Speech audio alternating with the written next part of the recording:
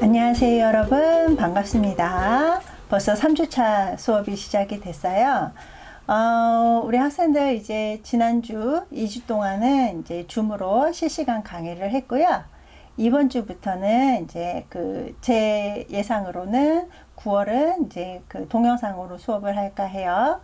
그리고 학교 지침이 내려오는 대로 이제 유동적으로 수업을 할 건데, 이제 실시간으로도 하고 이렇게 동영상으로도 하고, 그 다음에 이제 조금 대면 강의가 풀리면 대면으로도 하고, 그래서 다양한 방법으로 우리 학생들 지루하지 않게 좀 수업을 진행을 하고 싶은데요. 일단은 이제 다음 주 추석이라고 하더라도 목요일은 우리 학생들 이제 수업 진행이 되는 거고, 그래서 이제 9월 마지막 주까지 해서 동영상으로 할 건데, 동영상이라고 하더라도 실시간 수업하고 똑같이 우리 학생들 집중해서 공부를 해주기 바라요. 그리고 다음 주가 이제 추석인데, 추석 때 조금 더 조심을 해서 빨리 이제 위드 코로나가 되든 탈 코로나가 돼서 우리 학생들 얼굴 보면서 대면 강의를 하면서 수업을 했으면 좋겠다라는 바람이 있거든요. 그래서 우리 학생들 이번 주부터 동영상으로 수업하니까 집중해서 잘 들어주세요. 자, 그러면 수업 시작하도록 하겠습니다. 출발! 자, 그러면 이번 주 시작하기 전에 지난주 공부했던 거 잠깐 복습 시간 또 갖도록 하겠습니다. 자, 지난주에는 우리 의료기관 분류에 대해서 했었거든요. 그래서 종합병원, 병원, 의원. 그래서 종합병원은 100병상 기준으로 해서 100병상 이상, 300병상 이하냐 아니면 300병상 이상이냐에 따라서 필수 진료과가 달라졌었죠. 그래서 종합병원하고 병원은 입원 환자를 주로 해서 의료를 행위를 하는데, 자, 7개 과가 뭐였는지 우리 학생들이 기억났으면 좋겠는데, 자, 내외산소, 그래서 내과, 외과, 산부인과, 소아청소년과, 이 4과 중에 3과, 그리고 영상의학과, 마취통증의학과, 그 다음에 이제 진단검사성과, 아니면 이제 해부병리과, 요 중에 이제 합쳐서 7개 과, 7개 과, 당연히 각 진료 과목당 전문의는 있어야 되겠죠. 자, 그리고 300병상 일상일 때 2개 과가 추가가 됐었죠. 그래서 치과하고 정신건강의학과 이렇게 추가가 돼서 총 9개 과 이상 이어야지 300병상 이상일 때 이제 기준에 부합이 되는 거고요. 의원 같은 경우는 이제 주로 외래 환자를 이제 진료하는 기관이었죠. 자, 그리고 우리 응급의료기관에 대해서도 배웠었는데, 이제 이 응급의료기관 같은 경우는 응급의료에 관한 법률, 그래서 이 법률 조금 기억을 해달라고 했었어요. 그래서 중앙이냐, 권역이냐, 전문이냐, 지역이냐, 지역 같은 경우는 이제 지역 응급의료센터가 있었고 지역 응급의료기관이 있었죠. 그래서 그거 있었고, 자, 그 다음에 이제 우리가 상급 종합병원에 대해서, 전문 병원에 대해서 이제 인정평가할 때 기본적인 기준에 대해서 잠깐 배웠었어요. 그래서 상급 종합병원도 그렇고 전문병원도 그렇고 3년마다 평가를 통해서 지정이 됐었죠. 그래서 올해부터 이제 4기가 출범이 됐고, 상급 종합병원 같은 경우는 이제 중증 질환에 대한 난이도가 높은 의료 행위를 하고, 근데 이제 상급 병원이도 그렇고 우리가 이제 신청을 하는 기준 중에 또 하나가 가산률이잖아요. 그래서 이제 존병 가산률이라고 해서 상급 종합병원 이제 30%, 그 다음에 종합병원은 25%, 병원은 20%, 의원은 15% 이렇게 가산율이 달라지기 때문에 이제 기준을 부합하려고 각 병원들이 이제 노력을 하고 있는 거겠죠.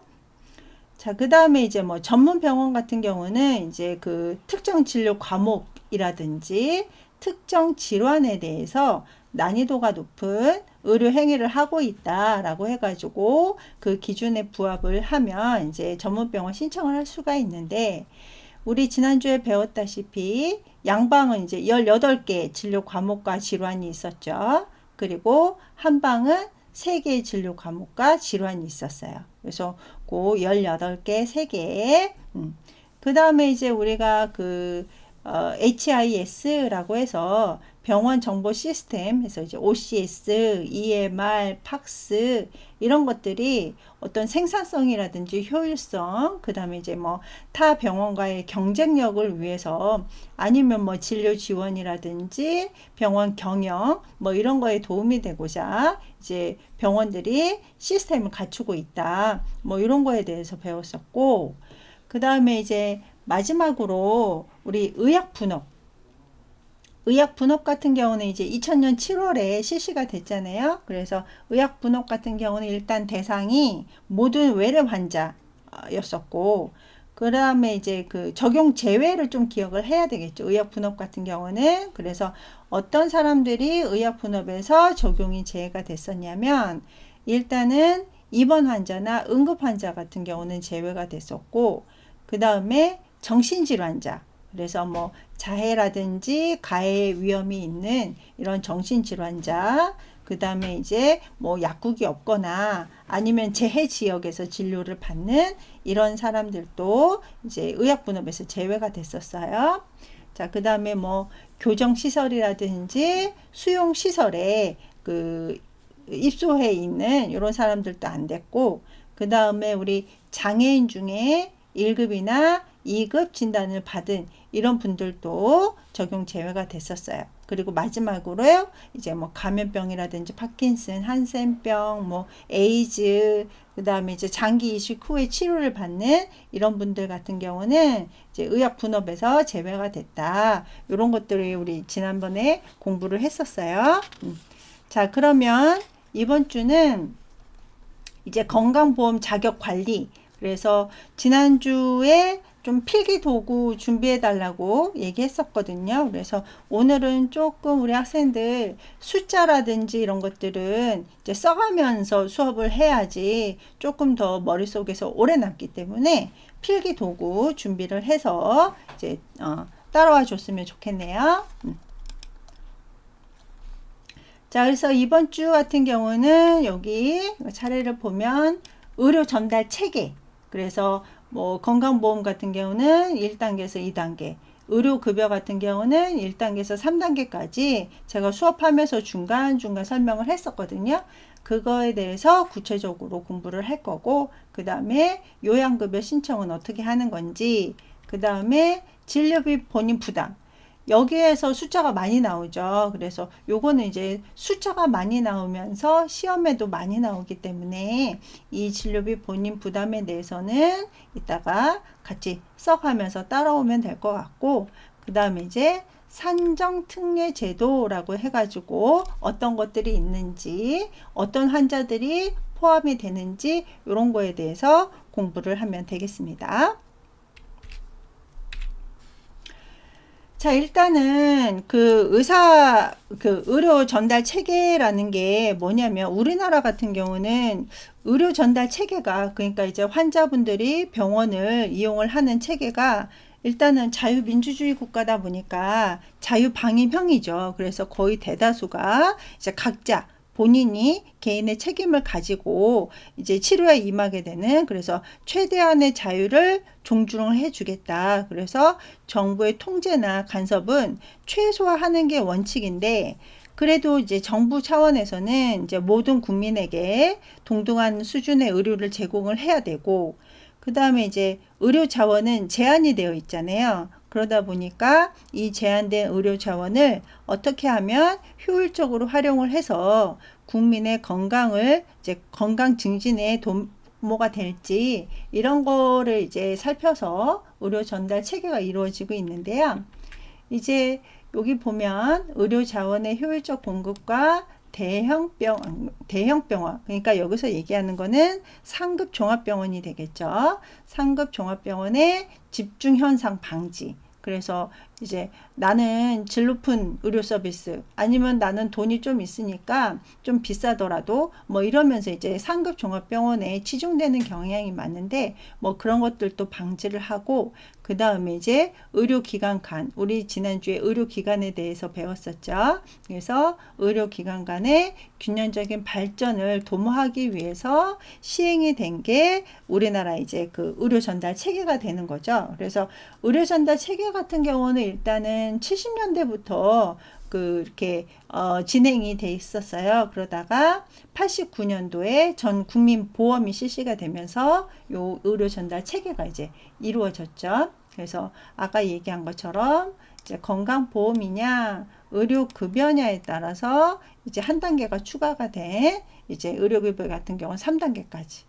근데 만약에 요거를 수급 절차가 있는데 1단계를 거쳐서 2단계로 가야 되는데 이거를 시행하지 않았다. 그러면은 혜택을 받을 수 없고 전액 본인 부담. 그래서 전액 본인 부담 같은 경우 이제 100대 100이라고 하거든요. 그래서 나중에 우리가 이제 그 해당 코드를 입력을 해야 되는 게 있어요. 그래서 요거 같은 경우는 빼먹지 않고 이 전액 본인 부담이라는 코딩을 이제 넣어줄 수 있어야 됩니다.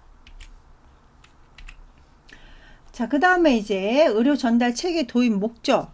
그러니까 이거를 왜 하게 될 수밖에 없었냐. 그래서 앞에도 잠깐 얘기한 것처럼 이제 뭐 의료 자원은 제한이 되어 있는데 이걸 이제 모든 국민이 균등하게 활용할 수 있도록 그 다음에 우리나라는 제3자 지불 방식이잖아요. 그래서 이제 환자가 병원에서 진료를 받고 그 다음에 본인 일부 부담금만 이제 내고 나머지 제3자 보험자가 이제 내는 그런 이제 그 제3자 지불 제도의 도입을 조금 확산하고자 더 이 의료 전달 체계를 이제 실시를 하게 된 거고 그 다음에 일단은 이제 의료비가 급증하고 있잖아요. 이제 의료비 급증에 대한 대비 그 다음에 의료 인력의 전문화. 그래서 이제 거의 대부분 이제 전문화가 되어 있다 보니까 뭐 상급 병원만 치우치지 않고 뭐 의원이라든지 병원, 종합병원 이런 이제 그 의료 인력이 다 전문화가 되어 있다 보니까 굳이 상급 병원을 모든 환자가 이제 이용을 할 필요가 없잖아요. 그래서 그런 여러 가지 이유 때문에 의료 전달 체계가 이제 이렇게 도입이 되게 되어 있죠. 그리고 여기 보면 목적에서 보면 의료기관의 기능 구분, 그래서 어떤 규모라든지 뭐 이런 거보다는 이제 기능으로 구분을 하자. 그래서 이제 뭐 그냥 가벼운 질환인지 중증 질환인지 급성기 질환인지 만성기 병원에 필요한 질환인지 이런 것들 이제 기능으로 구분을 하자라는 얘기고 그 다음에 단계적 진료 체계 확립. 그래서 우리나라는 아직 뭐 주치제도 이런 것들이 이제 없다 보니까 요 단계적 진료 체계를 이제 확립을 해가지고 꼭 필요한 환자들이 이용할 수 있도록 해야 되는 거고. 그 다음에 또 하나가 이제 요 적정 진료 보장이라고 되어 있거든요. 그러니까 이 적정 진료 보장 같은 경우는 사실은 이제 뭐 맨 처음에 나온 게 거의 뭐 2000년 전이래요. 함무라비 법전에 보면 모든 환자가 적절하게 필요한 진료를 해야 된다. 뭐 이런 식으로 써 있다라고 하는데 우리나라 같은 경우는 이제 심평원에서 환자분들이 적절하게 진료를 받고 있는지 뭐 심사하고 그러잖아요. 그래서 이런 심사의 목적으로도 이 적정 진료가 보장이 필요가 한데 이 의료 전달 체계도 마찬가지로 요 목적이 들어가 있는 거고요. 그 다음에 이제 의료 자원의 지역 간 균형 유지. 그래서 너무 이제 대형 병원으로만 있다 보면은 이제 지역에 있는 병원이 이제 뭐 문을 닫을 수밖에 없는 뭐 이런 것들도 이제 존재할 수밖에 없잖아요. 실력이 없어서 문을 닫는 게 아니라 환자가 없어서 문을 닫는 뭐 이런 식으로. 그래서 의료 자원의 지역 간 균형 유지하고 그 다음에 이제 지역 내에 의료 충족도도 개선을 하고 자, 그 다음에 여기 6, 7, 8번을 보면 이제 뭐 이게 그거하고 똑같거든요. 의료의 질을 높이기 위해서 그러니까 양질의 의료라는 거는 뭐냐면 양질의 의료에는 그러니까 뭐 무슨 뭐 여러 가지 장비가 막 많이 있고 이런 것도 있지만 일단은 접근성이 좋아야죠. 아무리 양질의 의료를 하는 데가 있다고 하더라도 내가 사는 곳에서 멀리 있으면 이제 접근을 아무래도 이제 멀다 보니까 그게 안 되는 거고, 그래서 뭐 접근성이 좋아야 되고, 당연히 의료의 질도 좋아야 되고, 그 다음에 또 하나 지속적으로 이용할 수 있어야 되겠죠. 병원 같은 경우는 이제 수시로 가야 되고 이러다 보니까 지속적으로 이용할 수 있어야 되고 효율적으로 이용할 수 있어야 되고, 이런 이제 여러 가지 양질의 의료에 대한 여러 가지 의미를 여기에서 보면 목적에 다 들어가 있어요. 그래서 뭐 의료 이용의 편의성이라든지 형평성, 그 다음에 그 지역 간의 의료기관의 이제 균형적 발전을 통한 효율성, 여기도 이제 또 효율성이라는 말이 나와 있고, 그 다음에 이제 대형 병원 같은 경우는 우리 상급 종합병원에서는 중증 질환의 난이도가 높은, 그러니까 이제 꼭 필요한 중증의 환자분들이 가야 되는데, 뭐 배 아파도 가고 머리 아파도 가고 뭐 앞배 수술하러도 가고 이러면은 이제 아무래도 진짜 필요한 환자분들이 뭐 시간이 지체되거나 뭐 이런 것들도 이제 발생을 하겠죠. 그래서 여러 가지 목적 때문에 의료 전달 체계는 필요하다. 그리고 이제 아까 그 의료비의 그 증가 이런 것들도 있었잖아요. 그래서 이제 의료비도 절감을 하고, 그러니까 뭐 우리 상급 종합병원 같은 경우는 이제 가산율도 높고 뭐 이러다 보니까 이제 의료비가 많이 들어갈 수밖에 없잖아요. 우리 학생들 같은 경우도 좀 큰 병원에 응급실에 뭐 토요일이나 일요일 날 간 적이 있는지 모르겠지만, 우리가 이제 평상시에 그냥 의원이나 병원에서 치료받을 수 있는 금액보다 의료비가 내가 내야 되는 돈이 굉장히 많거든요. 그래서 그런 것들에 대한 절감, 그 다음에 이제 의료 재정의 안정화, 아무래도 이제 그 제3자 지불 방식이다 보니까 우리가 내는 보험료로 이제 지불을 해야 되는데, 나머지 금액을 이제 너무 많이 사용을 하게 되면 그 비례해서 의료 재정에 많이 들어가기 때문에 이제 의료 재정의 안정화를 위해서도 의료 전달 체계는 필요하겠죠. 예. 그래서 이제 요즘은 그 한정된 자원으로 효율적으로 운영하기 위해서 약간 그 기능 가산제, 지금 이제 종별 가산제가 있잖아요. 그래서 이제 기능 가산제를 좀 검토를 하고 있대요. 그래가지고 뭐 인력별로 아니면 병상별로 해가지고 어떤 기능을 갖고 있는지에 따라서 조금씩, 그래서 이제 여기 모든 목적에 해당하는 이런 그 인센티브 이런 것들이 조금 주어질 것 같더라고요. 자, 그 다음에 이제 급여 절차 및 신청에 대해서 나와 있는데, 이제 건강보험 같은 경우는 2단계였었잖아요. 그죠? 그래서 가벼운 질환에 대해서는 뭐 충분히 여기서도 치료를 할 수 있는 거잖아요. 예, 그래서 의원이라든지 병원, 종합병원에서, 그래서 요 차이가 달라요. 그래서 이제 종합병원, 이제 상급병원 제외한 이제 종합병원에서 1단계 의료를 받고, 만약에 이제 우리가 그 상급 종합병원에서 치료를 받아야 되는 질병이 발생할 수 있잖아요. 그럼 당연히 이제 상급 종합병원으로 가야 되겠죠. 근데 그때 필요한 게 여기 보면 요양급여 의뢰서, 그 다음에 이제 건강진단 결과서, 그 다음에 이제 신분증, 이제 근데 이 의뢰서에 보면 이제 의사 소견서 뭐 이런 것들이 들어 있거든요. 그래서 그거에다가 이제 그 신청서까지 같이 해가지고 이제 상급 병원에 갈 수 있게 되는 거죠. 자, 근데 상급 종합병원은 2단계 요양급여 그 의료기관이잖아요. 그런데 상급 병원에서 1단계로, 그러니까 이제 요게 필요 없는 요양급여 의뢰서라든지 건강진단 결과서 이런 거 필요 없이 진료를 받을 수 있는 요런 환자들이 있어요. 여기 보면 이렇게 7개가 포함이 됐죠. 그래서 응급 환자인 경우 같은 경우는 이제 상급 종합병원에서도 충분히 치료를 받을 수 있고, 그 다음에 이제 분만인데 여기는 상급이라고 다른 병원으로 가라고 할 수는 없잖아요. 그죠? 예, 그래서 이제 분만이라든지 혈우병 이런 분들은 이제 이렇게 빨리빨리 치료를 받으셔야 되는 분들, 그 다음에 이제 굳이 상급병원하고 종합병원 이제 구분을 안 해도 되는 치과라든지 가정의학과 같은 경우는 상급 종합병원에서도 1단계 의료급여를 받으실 수가 있어요.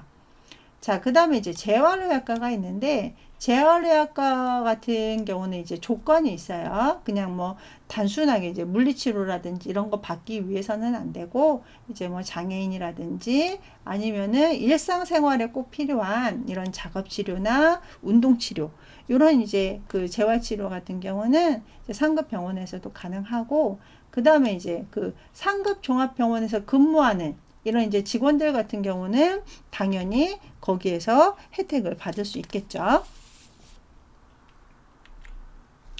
자, 그 다음에 이제 의료급여 같은 경우는 이제 그 1단계가 의원급하고 보건기관이에요. 우리 이제 지난주에 보건기관 배웠었죠. 보건소, 뭐 보건지소, 그 다음에 보건의료원, 뭐 이런 이제 보건기관에서 1단계 진료를 받고, 그 다음에 이제 1단계에서 해결이 안 되면 이제 병원이라든지 종합병원, 그래서 이제 중간에 우리가 건강보험 같은 경우는 얘가 1단계였잖아요. 근데 의료급여 같은 경우는 1단계가 이제 2단계로 나뉘게 되는 거고, 3차 의료기관은 이제 상급 종합병원이 되겠죠. 그래서 이제 지난주에 배웠다시피 이제 2021년 같은 경우는 이제 그 45개 상급 종합병원, 그래서 이제 상급 종합병원이 사실은 뭐 서울에 많이 치중이 되어 있기는 하지만, 그럼에도 불구하고 지금 이제 강릉이라든지 울산이라든지 그래서 이제 지역에서도 상급 종합병원 지정을 받아서 이제 운영이 되고 있습니다. 그래서 그 중증 환자라든지 이제 응급을 필요한 뭐 이런 그 환자분들이 이제 꼭 필요할 때 진료를 받을 수 있게끔 되어 있죠. 자, 그 다음에 이제 보시면 건강보험 같은 경우는 2차 진료를 해야 된다. 그러면 진료에 의뢰서 뭐 그 다음에 신분증 이런 것들을 이제 지참을 해가지고 상급 종합병원에 내원을 하면 되는 거고, 그 다음에 의료급여 같은 경우는 그 1차 진료에서 2차 진료로 갈 때도 진료 의뢰서가 필요하고, 2차 진료에서 3차 진료로 갈 때도 진료 의뢰서를 이제 필수로 갖고 가야 돼요. 그래서 이제 그 만약에 이제 1차 진료에서 급해가지고 2차로 갔다 뭐 이렇게, 그런데 진료 의뢰서를 이제 급해서 못 갖고 갔다 그러면은 7일 이내에 제출을 꼭 해야 됩니다. 그래서 이렇게 건강보험과 의료급여는 의료 전달 체계가 조금 다르다.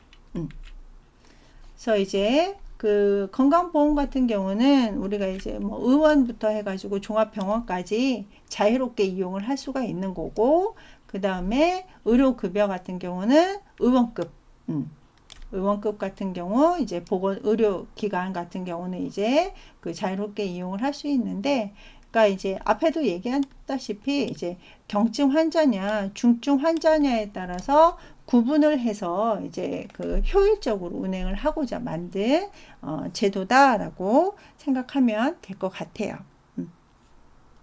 그래서 이것이 약간 그 이렇게 좀 젊은 사람들 같은 경우는 아니면 병원에서 다 안내를 해주니까 요 과정을 이제 잘 거치시는데, 조금 연세 드신 분들이라던가 이런 분들은 아니 내가 받고자 하는데 이러시면서 이제 이 단계를 좀 무시하시는 이런 분들도 좀 계시기도 하고 그래요. 그래서 자꾸 이제 우리가 나중에 어떤 병원에서 근무를 할진 모르겠지만 이제 특히 좀 이제 연세가 있으신 분들 같은 경우는, 또 보호자분들이 연세가 좀 있으신 분들 같은 경우는 이런 절차에 대해서 잘 모르셔가지고 그냥 뭐 빨리빨리 큰 병원에 가면 좋은 줄 알고 계시는 분들이 계시거든요. 그래서 조금 더 신경 써서, 그래서 환자나 보호자분들이 좀 연세가 있으시다 그러시면 이제 조금 더 신경을 써가지고 우리가 안내를 해드리고, 그 다음에 이제 뭐 트랜스퍼를 가야 된다던가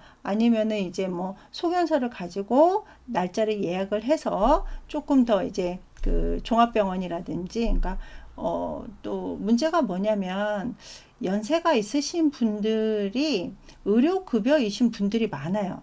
예, 의료급여이신 분들이 워낙 이제 많다 보니까, 그리고 또 아무래도 이제 학력이라든지 이런 것들이 조금 좀 낮으시다 보니까 이런 진료 체계에 대해서 좀 이렇게 뭐 몰라서 그러시는 분들도 계시고, 아, 그냥 뭐 해주면 되는 거지, 뭐 이런 식으로 이제 약간 좀 무시하시는 분들이 굉장히 많거든요. 그래서 이제 우리가 더 친절하게, 왜냐면 아까 나와 있다시피 이 진료 체계를 무시를 하게 되면 전액 본인 부담이잖아요. 100대 100. 그래서 이제 그런 분들이 조금 계시기 때문에 조금 더 신경 써서 좀 안내를 해 줬으면 좋겠다라는 생각을 해요.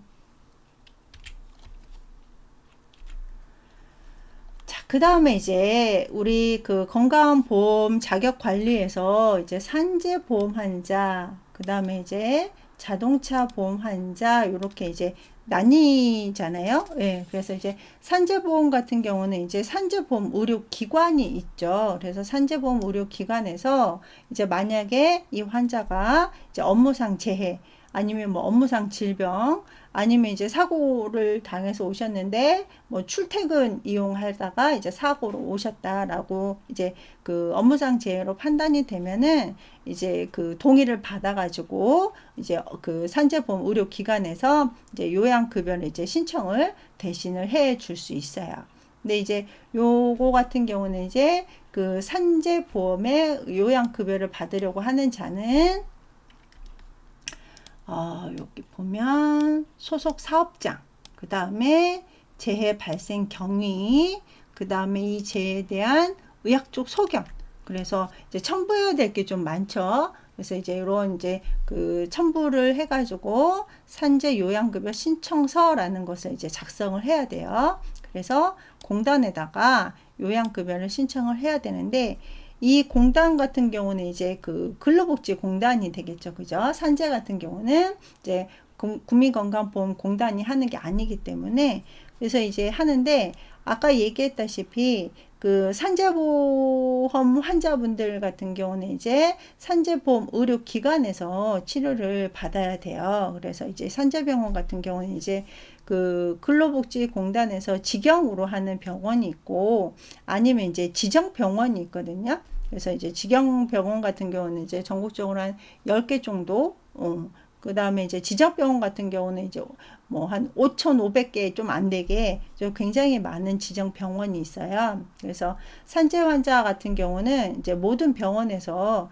치료를 받을 수 있는 게 아니다. 그래서 이제 뭐 산재다 그러면은 이제 이런 자격이 되는지, 그러니까 뭐 업무 때문에 이렇게 병원에 내원을 한 건지 이런 것도 다 따져봐야 되고, 그 다음에 이제 업무 재해가 됐다 그러면 이제 소속 사업장이 어딘지, 어떻게 하다가 발생이 됐는지, 그 다음에 그 다친 게 재해에 의한 건지, 그러니까 아무리 근로자라고 해서 다쳤다고 해서 다 산재보험이 되는 건 아니잖아요. 그래서 이런 재해가 이제 업무상 발생을 한 건지, 이런 것들의 의학적 소견, 뭐 이런 것들을 이제 다 적어가지고 신청을 해야 되는데, 일단은 가장 먼저 이제 다쳤을 때 이제 응급조치를 먼저 해야 되겠죠. 그래서 이제 응급처치를 하고 산재 지정 의료기관이 이제 어디에 있는지 확인을 해서 이제 후송을 하게 되겠죠.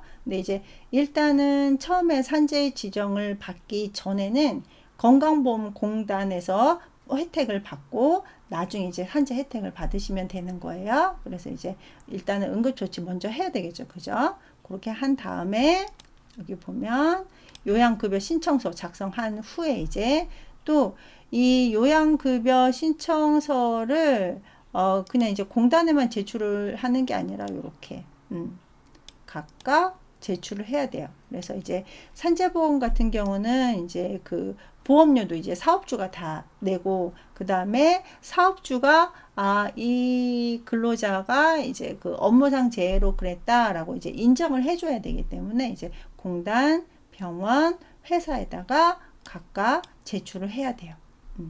그러면 이제 심사를 하겠죠. 심사를 해서 이제 이거는 재해입니다. 아니면 이거는 재해라고 인정할 수 없습니다. 이거를 이제 통지를 해줘야 되잖아요. 이거는 또 언제까지 해줘야 되냐면 7일 이내에 이제 왜냐면 이제 산재 처리를 받아야 되면 이제 산재 처리를 받게 되는 거고, 산재 처리를 받으면 이제 본인 부담금이 없으니까, 만약에 이제 산재 처리를 못 받는다, 그러면 이제 건강보험 혜택을 받아야 되는 거잖아요. 그래서 7일 이내에 이제 승인 여부에 대해서 통지를 해 줄 수 있어야 됩니다.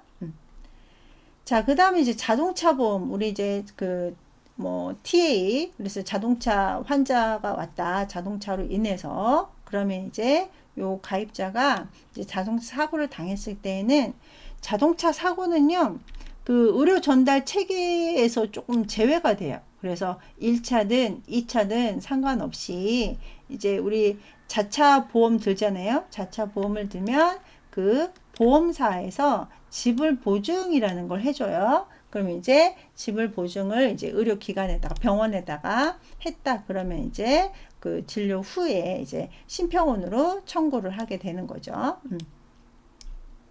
자, 그리고 이제 산재보험 같은 경우는 이제 그 산재 지정 병원, 그러니까 의료기관이 있다라고 했잖아요. 근데 자동차 보험 같은 경우는 자동차 보험 지정 병원이 별도로 없어요. 그리고 이제 그 건강보험하고 상관없이 이제 그 보험금이 지급이 되기 때문에 진료 체계도 1차, 2차 상관없이 하게 되는데, 그런데 이제 요거 같은 경우도 다들 똑같이 뭐 상급, 그러니까 비급여 같은 경우는 또 이제 달라진다. 그래서 산재든 자동차 보험이든 건강보험이든 이제 비급여라는 게 항목이 추가가 되니까요.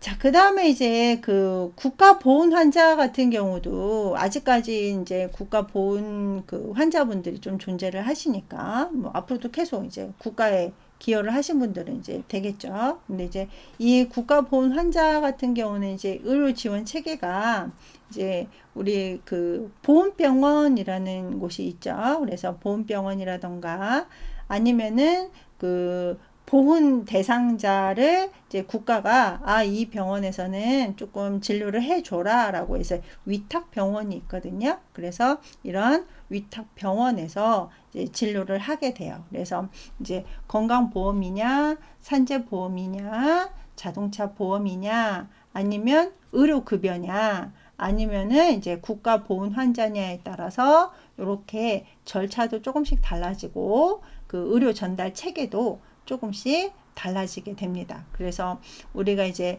그 보험 관련한 그 과에서 우리 지난주에 뭐 원무과다, 심사과다, 건강검진과다 뭐 이런 식으로 이제 했었는데, 이제 뭐 원무과에서 근무를 한다라고 하면 이 자격 관리, 그래서 요 어떤 자격을 갖고 있는 환자가 내원을 했느냐, 또 이제 어떤 치료를 받느냐에 따라서 요 이제 절차가 달라지기 때문에 꼭 기억을 해 주시기 바랍니다.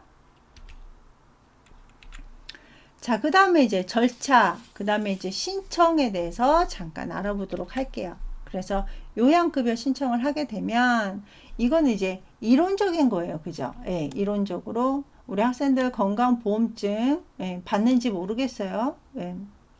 왜냐면 요즘은 이제 그 전산 시스템이 워낙 잘 돼 있어 가지고 이제 병원에 가서 이름하고 그 주민등록 번호만 알려주면 이제 요양급여에 대해서 이제 보험인지 뭔지 다 확인할 수 있는데, 이론적으로는 요양급여를 신청을 하려면 건강보험증이나 신분증을 제출을 해야 돼요. 뭐 저도 병원에 가봐서 신분증 보여주세요 하는 데가 별로 없더라고요. 근데 이제 만약에 이제 어떤 이제 귀책 사유가 발생했다 그러면은 신고 후에 14일 이내에 이렇게 필요하면 이제 건강보험증이라든지 신분증 뭐 이런 것들 이제 제출하라라고 이제 우리가 이제 설명을 드릴 수 있어야 되겠죠. 자, 그리고 이제 의료기관 같은 경우는 요거 이제